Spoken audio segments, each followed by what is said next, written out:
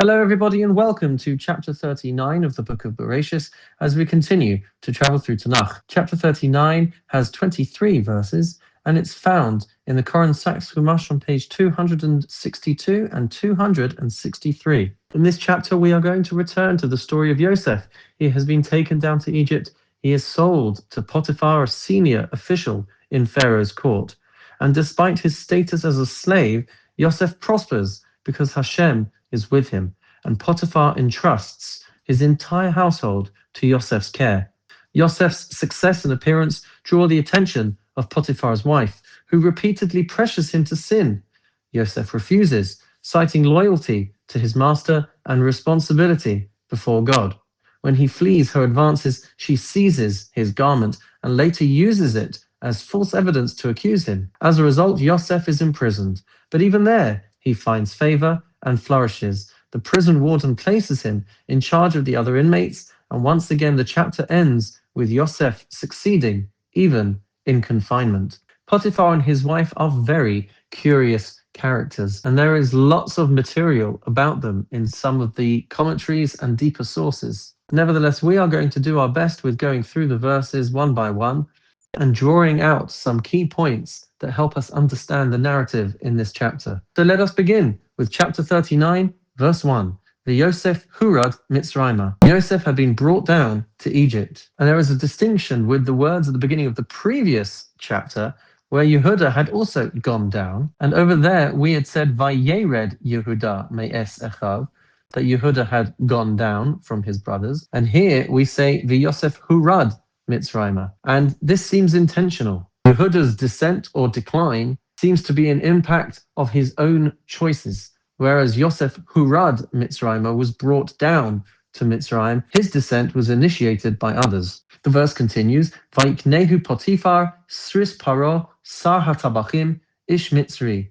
Potiphar, an Egyptian, one of Pharaoh's officials and captain of the guard, bought Yosef, Miyad HaYishmaelim, from the hands of the Ishmaelim, who brought him down in their caravan at the end of chapter 37, Asher Horiduhu Shama, who had brought him down there. And our rabbis point out on the words Sris Paro, which we can translate as an official of Pharaoh. Sris also has the connotation of somebody who is infertile. And when I said that there are certain curious facts about Potiphar and his wife, one of the curious things that is brought out in some of the commentaries is that perhaps he was infertile, perhaps he had certain inclinations, certain proclivities that deprived him of a healthy relationship with his wife. And that will have some bearing on what we see in the rest of the chapter.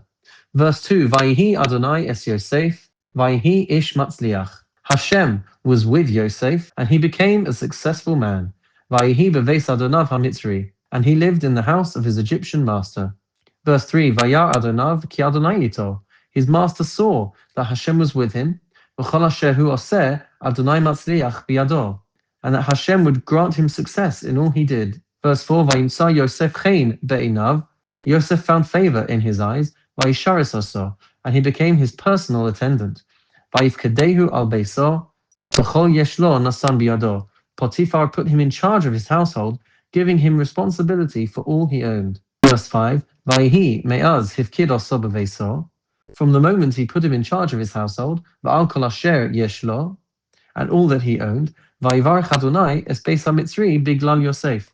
Hashem blessed the Egyptian's household because of Yosef. Vayihi birkas Adonai b'chol asher yeshlo b'bayis u'basadeh. And Hashem's blessing was in all he owned, in house and in field. And this is a big result for Potiphar, because as a result of the immorality that would occur in his house, he would not have expected such material blessings. And yet, because Hashem was very much with Yosef, he indeed saw that physical and material success. Verse 6, Vayazov kol asher lo biyad Yosef. He left all he had in Yosef's hands, v'lo yada ito me'uma. And he had no concern for anything, ki ema lechem asher hu ochel, except for the food he ate. Vahi Yosef yefei soa v'yefei mareh. And Yosef was well built and handsome. And our rabbis point out that when the verse says, Ki im halechem asher hu achel, except for the bread that he ate, that was pretty much all he would actually eat, because anything else would have been not kosher for him. Verse 7, Vayhi achar hadvarim ha'eleh, after a while, Vatisa eshes adonav eseineha el Yosef. his master's wife cast her eyes on Yosef, Vatomer shichva imi, and she would say, lie with me. And our rabbis point out that she may well have had some kind of divinely inspired understanding that there should be a child born from Yosef and from her family. And as we see, Yosef will go on to marry her daughter and have children through her. So as I said before, there's always things going on underneath the surface that we're just not necessarily aware of. Verse 8, Vaima'ain, and he refused. And on top of this note, you will see that same shalsheles, that same squiggly line that indicates Yosef's mindset, where he was insistent that he would not give in to the temptation. Vayomer el eshes adonav, and he said to his wife's master, Ein adoni lo yada iti ma babayis. Look, with me here, my master concerns himself about nothing in the house. V'chol asher yesh lo nasan biyadi. And whatever he has, he placed in my custody. Verse 9, Enenu gadol babayis hazeh memeni. No one in this house has greater authority than me.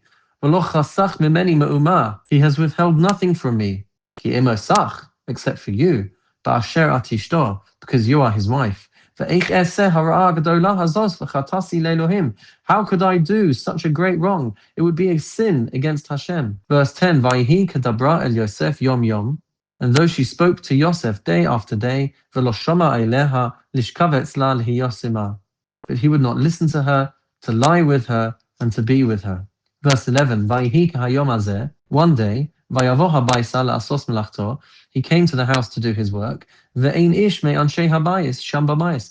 And there was nobody else at home. None of the other servants were there.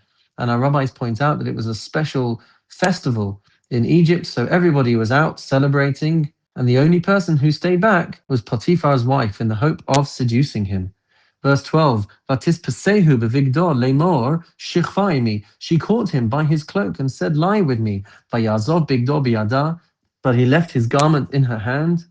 Vayanas vayetse achutza. And he fled and ran outside. Verse 13, Vayhi kirosa ki ozav bigdor biyada. When she saw that he had left his cloak in her hand, vayanas achutza, and had run out of the house. Verse 14, Vatikra la'anshei besa. She called out to her servants, Vatomer lahem, and said to them, Lemor, saying, Ru'u hevi lanu ish ivri litzachek banu. Look, he brought us a Hebrew to mock us. Ba'elai lishkavi mi. He came to me to lie with me. Va'ikra b'kol gadol. But I screamed with a great voice. Verse 15, Vayhi cheshamor ki harimosi kali va'ikra. And when he heard me scream and cry for help, Vayazov bigdo etzli.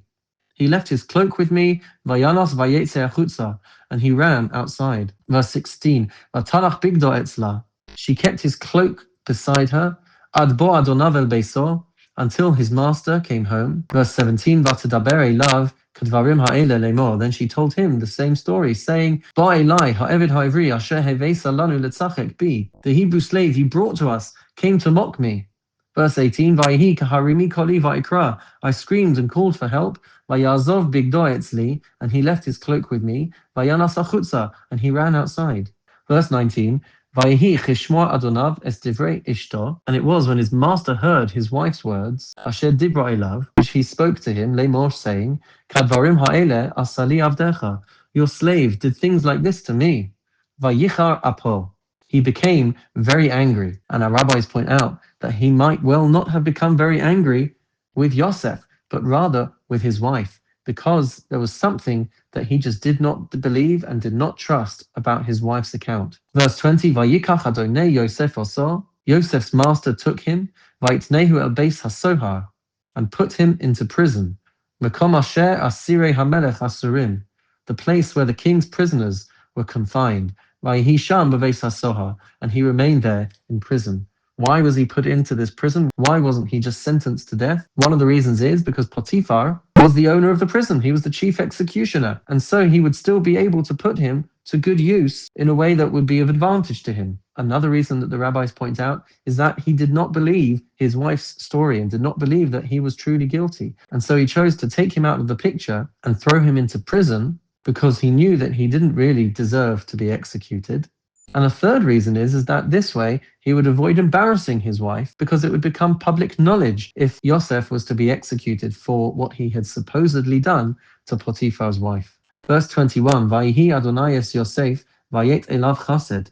Hashem was with Yosef and showed him kindness. Vayiten chino be'inei sar beis hasohar, and granted him favor in the eyes of the prison warden. Verse 22, Vayiten sar beis hasohar biyad Yosef, the warden put Yosef in charge, es kol asirim asher beis hasohar, of all the other prisoners in the jail. Ve'es kol asher osim sham hu haya oseh, everything done there was under his direction.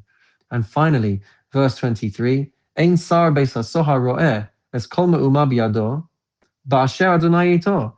The warden did not need to pay attention to anything he had entrusted to him, ba'asher Adonai ito, because Hashem was with him, ba'asher hu oseh Adonai matzliach, and Hashem gave him success in all that he did. And that brings us to the end of chapter 39. In chapter 40, we will continue with the story of Yosef in prison, and we will read about the dreams of the cupbearer and the baker. And we will see that Yosef will be able to interpret the dreams of these two individuals. I look forward to learning that with you. In the meantime, have a wonderful and meaningful day.